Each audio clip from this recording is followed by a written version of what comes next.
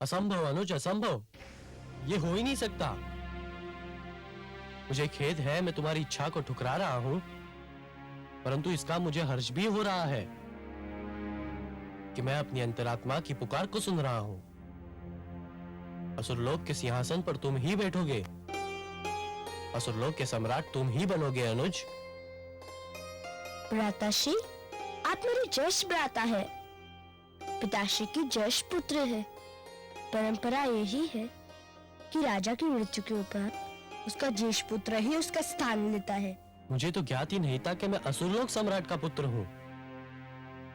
मैं तो यह समझता रहा कि मैं कामरूप नरेश का पुत्र हूँ।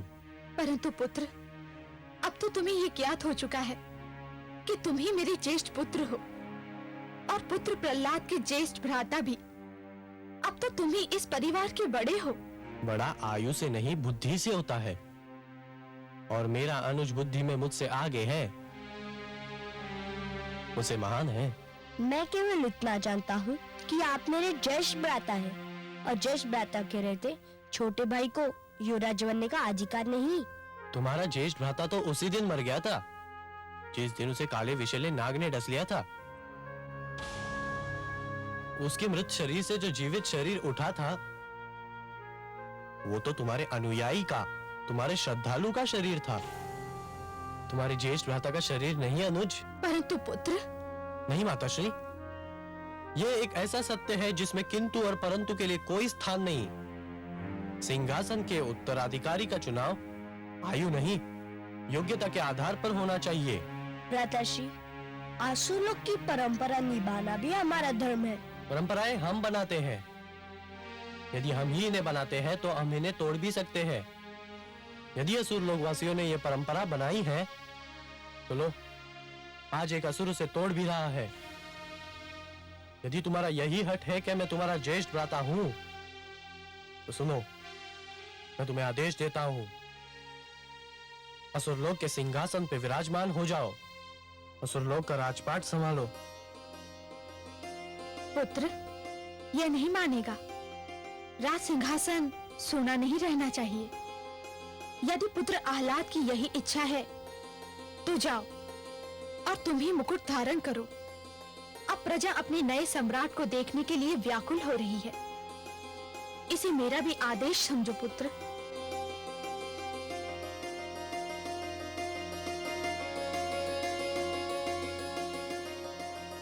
आयुष्मान भव पुत्र।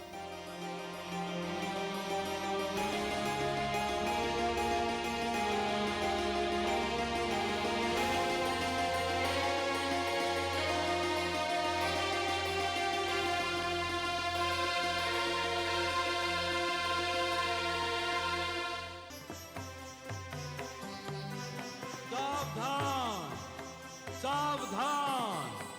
असुर कुलभूषण, गयाधुनंदन, प्रजावत्सल, महान्यायवादी, करुणामूर्ति महाराज प्रहलाद महारानी धृति समेत पधार रहे हैं।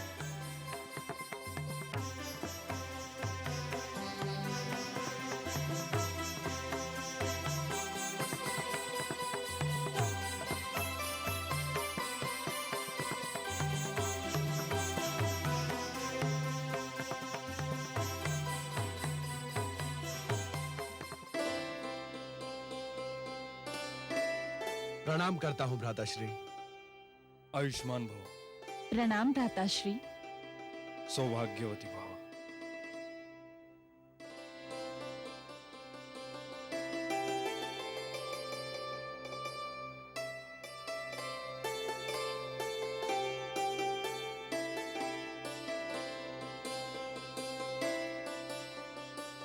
भूखे शिशु को देखकर जिस प्रकार माता उसे दूध पिलाने दौड़ती है,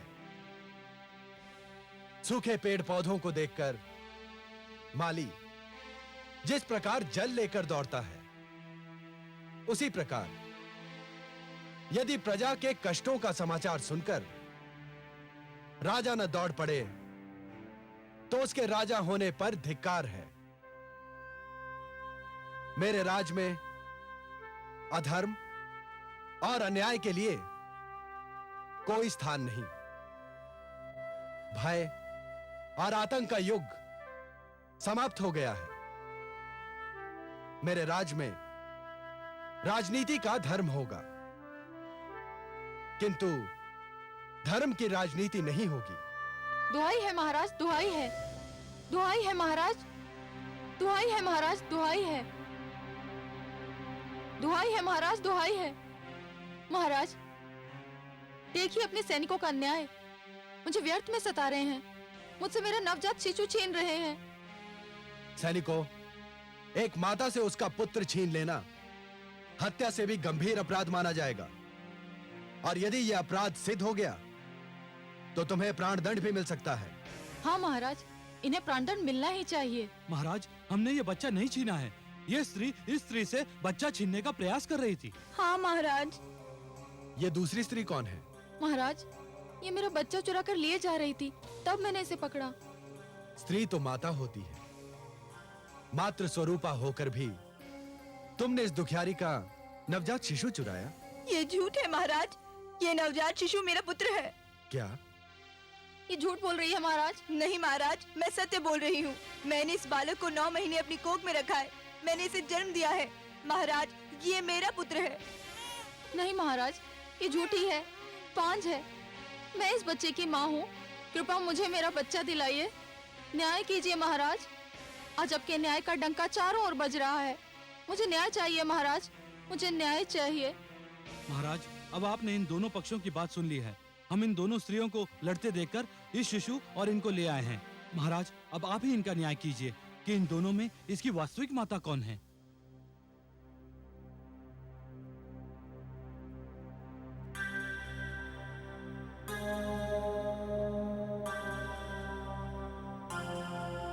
मौन क्यों धारण कर लिया महाराज? न्याय करने में विलंब क्यों?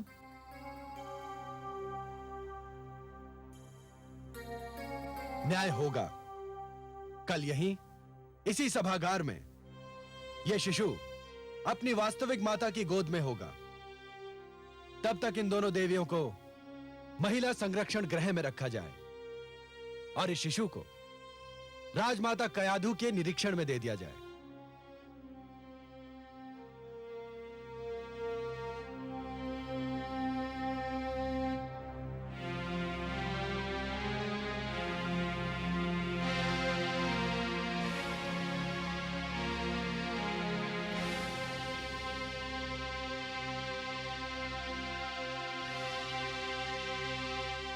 माते,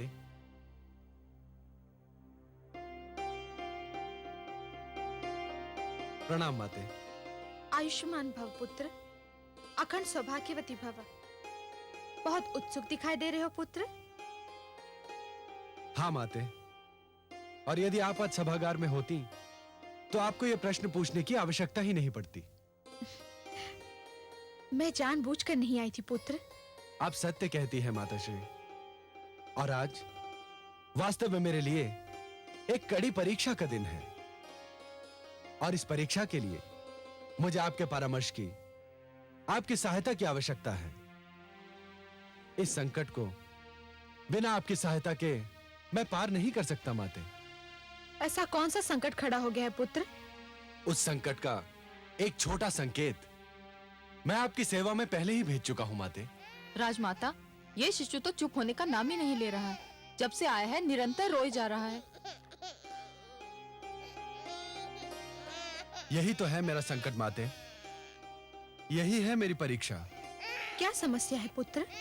समस्या यह है माते कि इस शिशु के साथ 2 स्त्रियां आई हैं, और प्रत्येक का कहना है कि वही इसकी माता है। अब ये शिशु स्वयं तो बता नहीं सकता कि इसकी माता कौन है, और मैं भी ये निर्णय लेने में असमर्थ हूं कि उन दोनों में से कौन सच बोल रही है और कौन झूठ।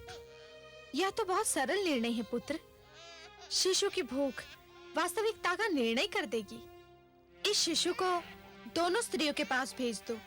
जो इसको अपना दूध पिलाकर शांत कर देगी, वही उसकी माता हो।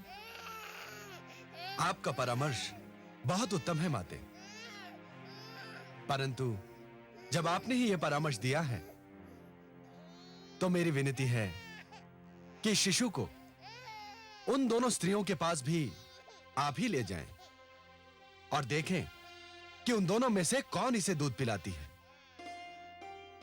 फिर तो यह निर्णय आप स्वयं कर देंगी कि शिशु की माता कौन है।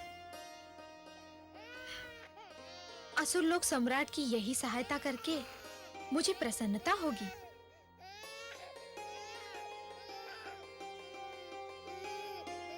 चलो अब माता इस समस्या का समाधान अवश्य कर देंगी।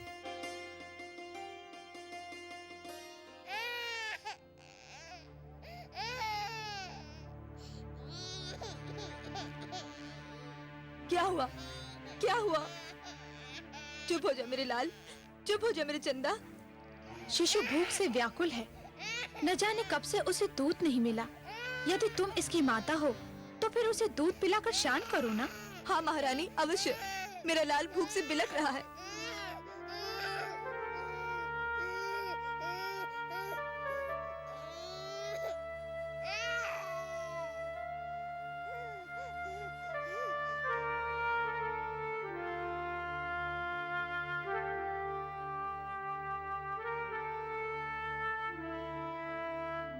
हो ना हो, शिशु की माता यही है। सत्य है महारानी। क्यों महारानी, ऐसा किस आधार पर कह रही हैं आप? देख नहीं रही हो, भूखा शिशु कितने प्यार से इसका दूध पी रहा है। क्या यह इसका प्रमाण नहीं कि यही इसकी माता है? यह तो अन्याय है महारानी। क्यों? आपने स्वयं देखा कि बालक भूख से बिलख रहा था। यदि इस अवस्था में कोई भी स्त्री उसे दूध पिलाती तो वह पीने लगता। तुम कहना क्या चाहती हो? यही, यदि दूध पिलाना ही माता होने का प्रमाण है तो फिर मुझे भी अवसर दिया जाए। यदि यह मेरा बच्चा है तो मेरा दूध भी पी लेगा। ठीक है, तुम्हें भी अवसर दिया जाएगा। इस शिशु को इस महिला की गोद में दे दिया जाए। जो आज्ञा महारानी।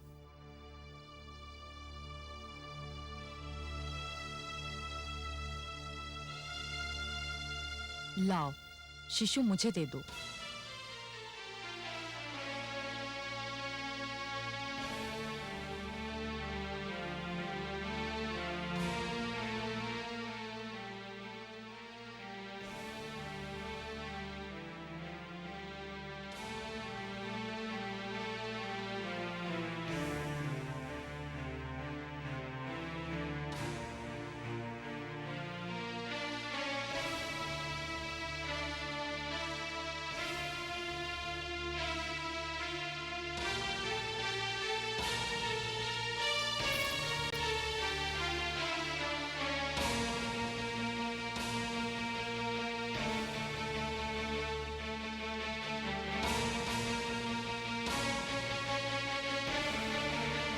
माते,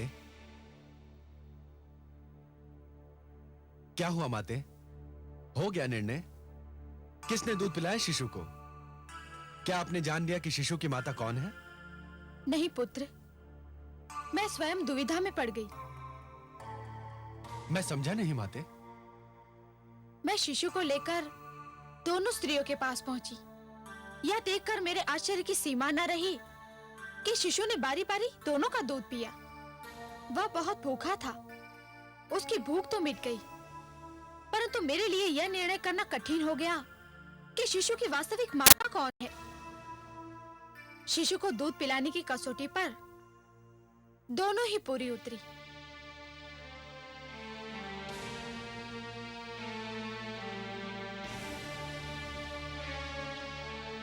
यदि मेरे विष्णु मेरी परीक्षा इसी प्रकार लेना चाहते हैं तो यही सही।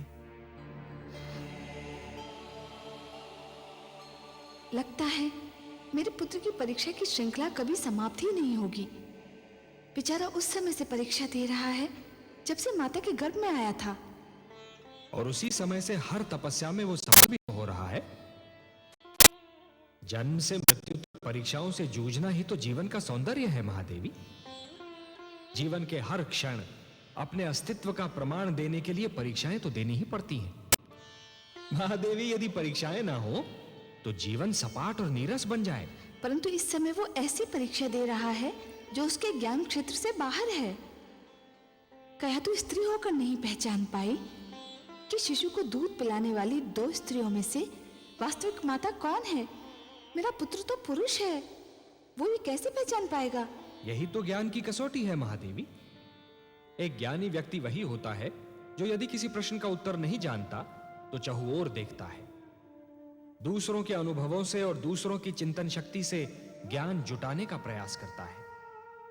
हे महादेवी, जिस प्रकार एक दीपक दूसरा दीपक जला सकता है, उसी प्रकार दूसरों के ज्ञान और अनुभवों से और दूसरों की चिंतन शक्ति से स्वयं अपना ज्ञान भी तो बढ़ाया जा सकता है, और एक राजा के लिए यह नितांत आवश्यक है।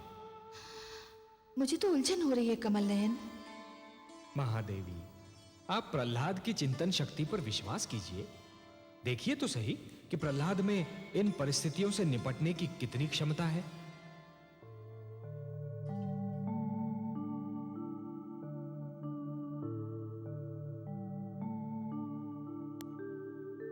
तो तुम दोनों अब भी यही कहती हो कि तुम ही इस शिशु की माता हो और दूसरी झूठी है।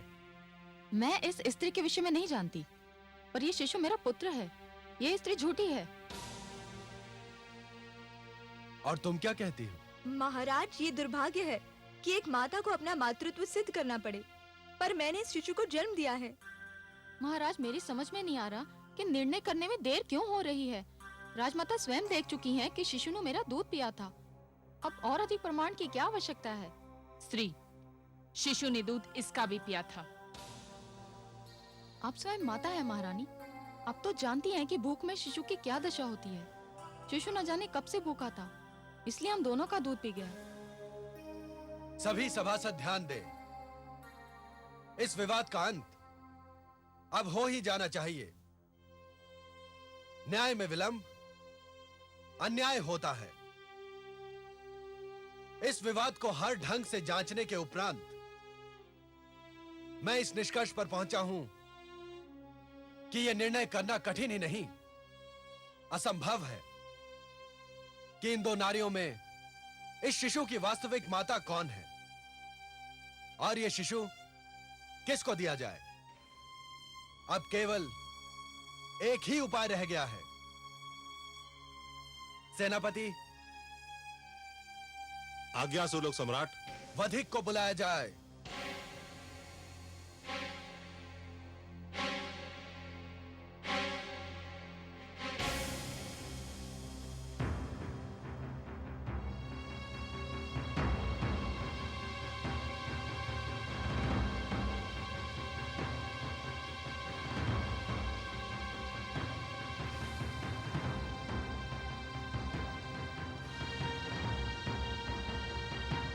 आज्ञा सम्राट, सेवक उपस्थित है।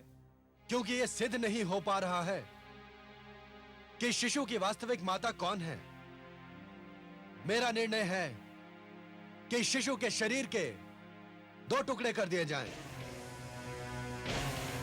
आधा एक को और आधा दूसरी को दे दिया जाए। वधिक, इस शिशु के 2 टुकड़े कर दो। जो आज्ञा। नहीं लाओ शिशु। नहीं नहीं नहीं नहीं महाराज, नहीं। इस शिशु के 2 टुकड़े न कीजिए। ये शिशु इस स्त्री को ही दे दीजिए। मुझे नहीं चाहिए ये शिशु। मैं आपके हाथ जोड़ती हूँ, इस शिशु को इसे ही दे दीजिए। देख लिया महाराज, सत्य सामने आ ही गया। मैं ना कहती थी यह शिशु मेरा है, इसकी माँ मैं हूँ। यह स्त्री तो झूठी है। झूठी वो नहीं, झूठी तुम हो।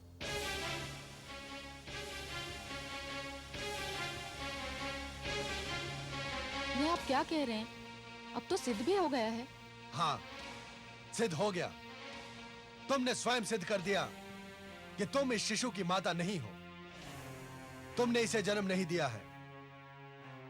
संसार की कोई माता यह सहन नहीं कर सकती कि उसकी आंखों के सामने उसके शिशु के 2 टुकड़े कर दिए जाएं। यदि ऐसा हुआ तो इस संसार में प्रलय आ जाएगी। जिसने जन्म दिया हो वो तो अपने शिशु की हत्या पर धरती आकाश एक कर देगी। जब इस महिला ने रोकर कहा कि शिशु के 2 टुकड़े न किए जाएं, उसी समय सभी की अंतरात्मा पुकार उठी,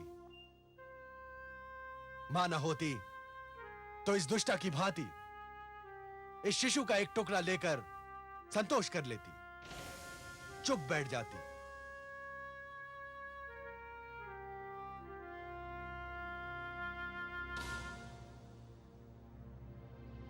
मेरा निर्णय यह है कि इस शिशु को इसकी वास्तविक माता को दे दिया जाए।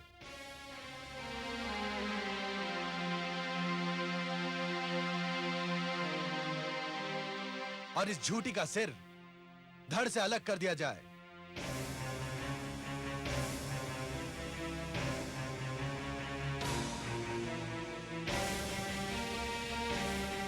वधिक, हमारी आज्ञा का पालन हो। जो आज्ञा महाराज।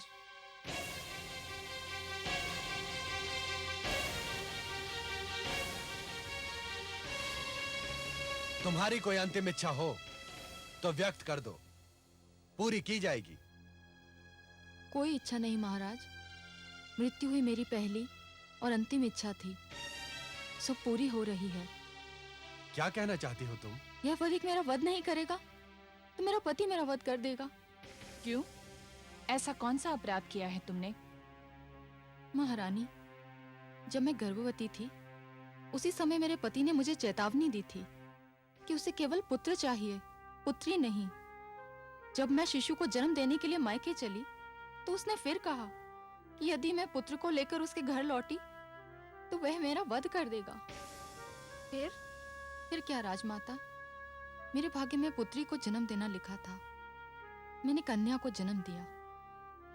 मैं जान गई कि मेरा पति मुझे मार डालेगा। यह अबला मेरी पड़ोसन थी, इसने बालक को जन्म दिया था। मैंने अपनी पुत्री अपनी माता को सौंपी और इसका पुत्र लेकर भागना चाहा। महाराज, इस वधिक को आदेश दीजिए कि मेरी दुखद कहानी का अंत कर दे। अपराधी ये नहीं, वास्तविक अपराधी तो इसका पति है। नहीं देवी, वास्तविक अपराधी ये समाज है जो बालक को कन्या पर प्राथमिकता देता है। वो विचारधारा है जो पुत्र को पुत्री से श्रेष्ठ समझती है। धिक्कार है उस समाज को जो इतना भी नहीं समझता कि यदि कन्याओं को समाप्त किया जाता रहा तो ये संसार और जीवन का अंत हो जाएगा। धिक्कार है उस समाज को जो ये भी नहीं समझता कि आज की कन्या कल की माता है। धिक्कार है उस विचारधारा को जिसे इतना भी ज्ञात नहीं कि नारी संसार के शिखर पर विराजमान है, उसी से संसार बसता है और संसार चलता है। पुत्र और पुत्री में अंतर करने वाले राष्ट्र के विद्रोही हैं, सभ्यता के विद्रोही हैं, धर्म के बैरी हैं। इस दुखियारी महिला को मैं क्षमा प्रदान करता हूं। क्या लाभ महाराज, मेरा पति मुझे कन्या को जन्म देने के कारण जीवित नहीं छोड़ेगा। सेनापति, आज्ञा सम्राट। इस नारी को इसकी पुत्री सहित इसके पति के घर पहुंचाया जाए और इसके पति को हमारी ओर से चेतावनी दी जाए कि यदि उसने अपनी पत्नी या पुत्री को तनिक भी कष्ट पहुंचाया तो उसे बहुत कठोर दंड दिया जाएगा। सम्राट प्रहलाद की, सम्राट प्रहलाद की, सम्राट प्रहलाद की। आज तो चमत्कार हो गया कमल नयन। आपने सच कहा था। प्रहलाद ने पुत्रवधू धृति की प्रतिक्रिया को कसौटी बनाकर उचित निर्णय दिया।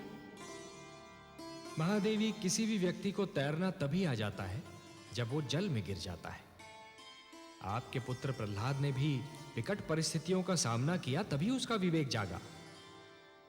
जिस प्रकार कुंदन बनने के लिए सोने को पहले अग्नि में तपना पड़ता है, उसी प्रकार किसी भी व्यक्ति को अपनी भीतर की क्षमताओं को जानने के लिए परीक्षा की अग्नि में तपना पड़ता है। महादेवी, परंतु मुझे तो आश्चर्य हो रहा था कि प्रहलाद जैसे कोमल स्वभाव और करुणा भरा हृदय रखने वाले ने मृत्युदंड दे कैसे दिया, और वो भी एक नारी को?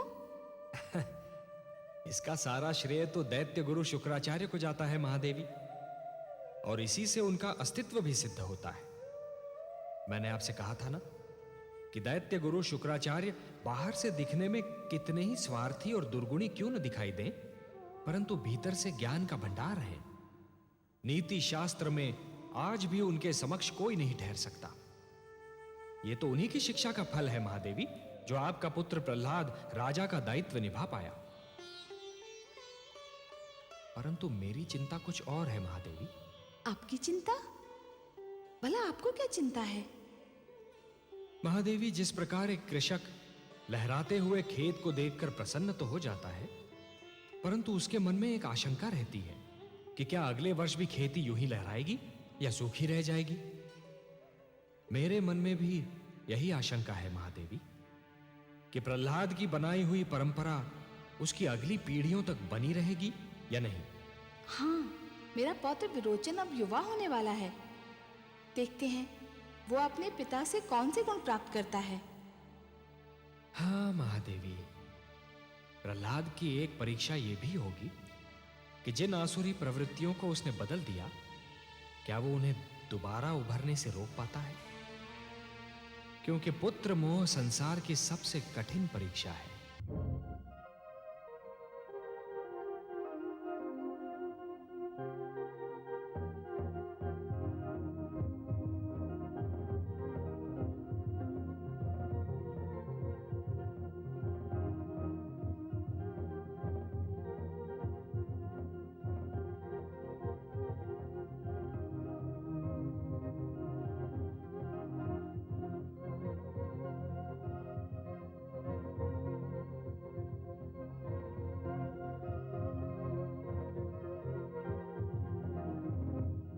पिताश्री, यशस्वी भव पुत्र। मैं तुम्हारी ही प्रतीक्षा कर रहा था। प्रणाम दादीश्री। आयुष्मान भव पौत्र। पिताश्री, मुझे आपका आदेश मिला कि आप मुझसे इसी समय मिलना चाहते हैं। क्या कोई सेवा है मेरी योग्य? आज्ञा दीजिए। राजमाता से परामर्श के उपरांत मैं इस निष्कर्ष पर पहुंचा हूं कि तुम्हें युवराज घोषित करने का समय आ गया है। पिताश्री, ईश्वर आपको लंबी आयु दे और मेरे सिर पर आपकी छत्र छाया बनाए रखे। किंतु इतनी शीघ्रता की क्या आवश्यकता है? मैं आपका पुत्र हूं, यही मेरा सबसे बड़ा सौभाग्य है। और आप जैसा न्यायप्रिय व्यक्ति इस असुर लोक का सम्राट है। यह समस्त असुर लोक का सौभाग्य है पिताश्री। यह तुम्हारे आज्ञाकारी और विनम्र होने का प्रमाण है। किंतु जैसे राजा ईश्वर का प्रतिनिधि होता है, वैसे ही युवराज राजा का प्रतिनिधि है। युवराज हो तो प्रजा को यह विश्वास रहता है कि किसी कारणवश यदि राज्य में राजा उपस्थित ना हो, तो भी उसका कोई रक्षक, उसे न्याय दिलाने वाला उपस्थित है। मुझे अत्यंत हर्ष है कि गुरुदेव शुक्राचार्य ने तुम्हें वो समस्त शिक्षा प्रदान की है जो एक राजा बनने के लिए आवश्यक होती है। इसीलिए मैं तुम्हें युवराज घोषित करने में विलंब नहीं करना चाहता।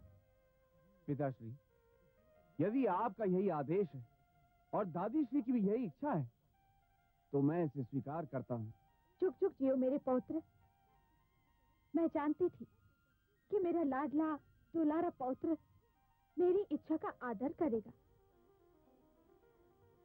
चुप चुप जियो मेरे लाल, यशस्वी भव। तो जाओ, गुरुदेव का आशीर्वाद प्राप्त कर उनसे हमारी ओर से विनती करो कि तुम्हारे युवराज होने के समारोह का शुभ मुहूर्त बता दें, ताकि इस भव्य समारोह की तैयारियां की जा सके। जो आज्ञा पिताश्री।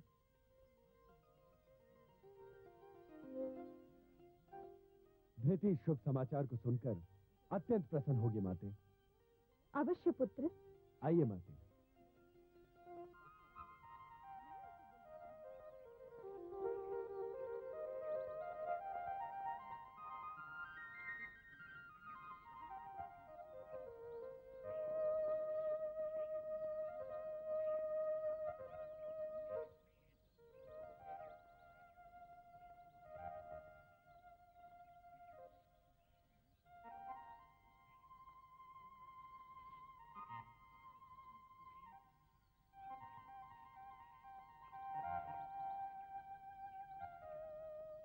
प्रणाम गुरुदेव।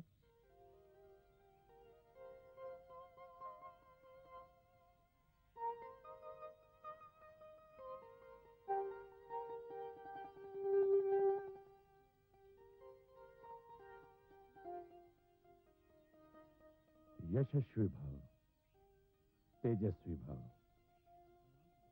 कोई विशेष समाचार लाए हो शिष्य?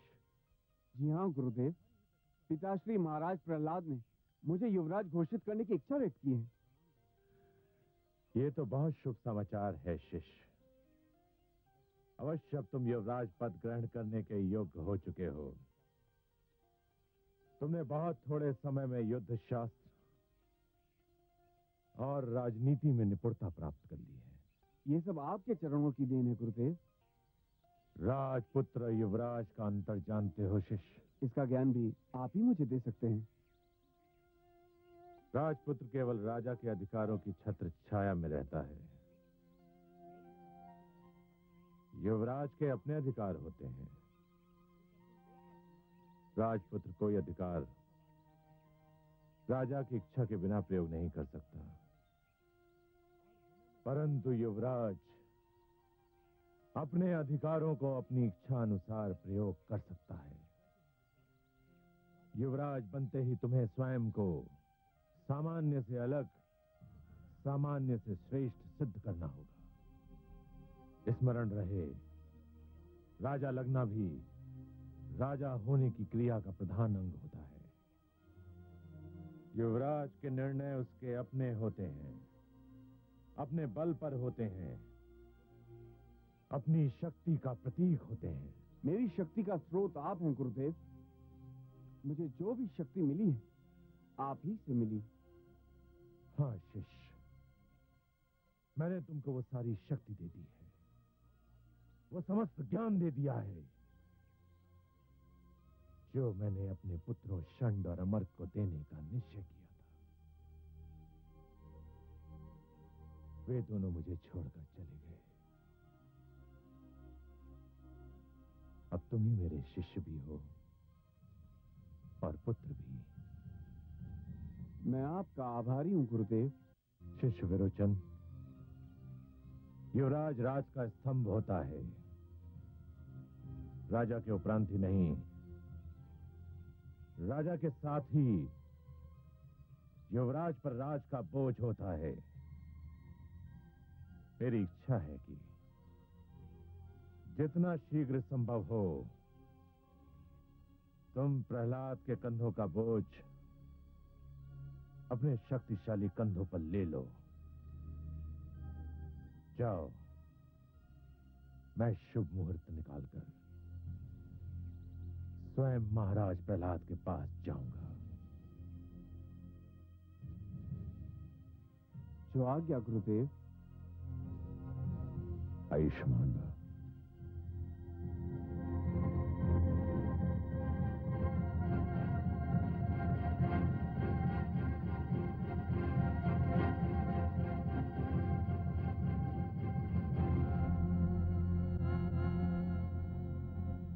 विष्णु, तुम्हारे भक्त प्रहलाद ने मुझसे मेरे पुत्र तो छीन लिए, पर उसे ज्ञात नहीं कि मैं अपनी हार तो स्वीकार कर सकता हूं, पर उसे भूल नहीं सकता। तुम देखना कि विरोचन अपने अधिकारों का प्रयोग किस प्रकार करता है। प्रहलाद ने जिस प्रकार मेरे पुत्रों से मुझे पराजित करवाया, ठीक उसी प्रकार अब मैं भी उसी के पुत्रों से उसे पराजित करूंगा। इसके लिए मैंने 30 वर्षों तक प्रतीक्षा की है।